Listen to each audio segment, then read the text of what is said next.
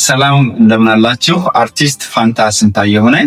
ዛሬ አንድ ነገር ልነግራችሁ ነው የመጣሁት ወይም ላስታውሳችሁ።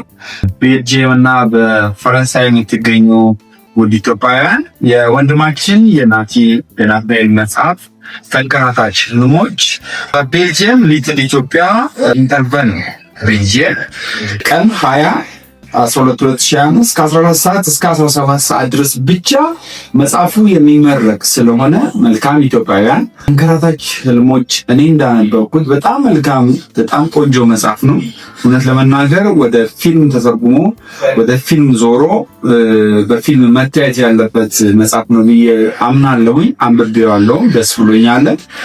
ሁለተኛ ደግሞ በፈረንሳይ እናት ሬስቶራንት ፓሪስ ፈረንሳይ ላይ ቀን 21/12/2025 ከ14 ሰዓት እስከ 17 ሰዓት ድረስ ብቻ በመገኘት የወንድማችንን መጽሐፍ ልትመርቁለት በአክብሮት እጋብዛለሁ።